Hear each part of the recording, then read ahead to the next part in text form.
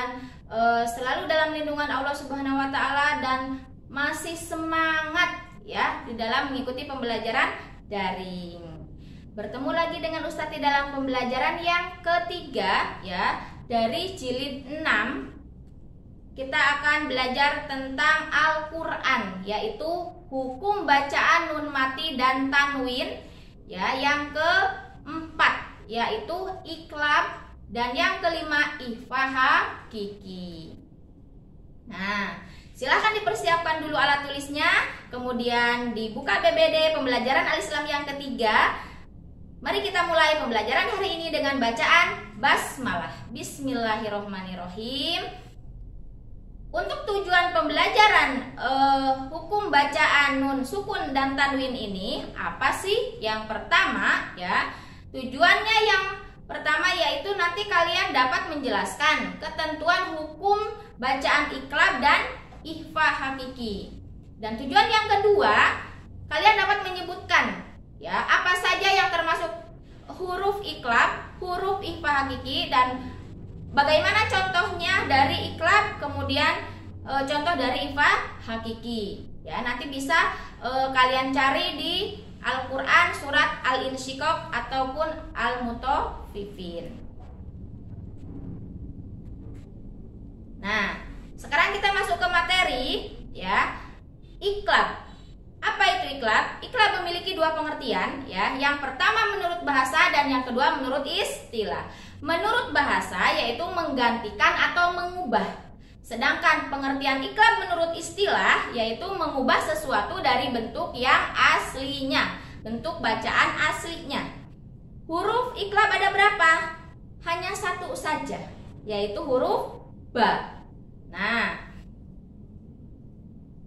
bagaimana kita bisa menentukan hukum bacaan iklab? Nah, kita bisa menentukan hukum bacaan iklab apabila kita menemukan di dalam ayat Al-Qur'an ada nun sukun atau nun mati ya, atau tanwin. Tanwin itu ada 3 macam. Ada an, in, dan un. Itu namanya tanwin ya. Bertemu dengan huruf ba, huruf iklab. Nah, ini termasuk ke dalam bacaan iklab.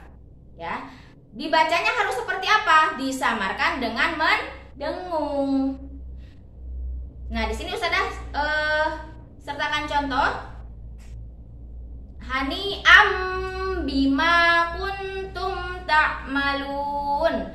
Yang Ustazah garis bawahi di situ ada tanwin ya, yang berupa fathah tanwin bertemu dengan huruf ba. Nah, itu sebab dinamakan bacaan iklab. Ada fathah tanwin bertemu dengan huruf ba, ya. Maka dinamakan bacaan iklab. Ketika membacanya kita samarkan dengan mendengung, ya.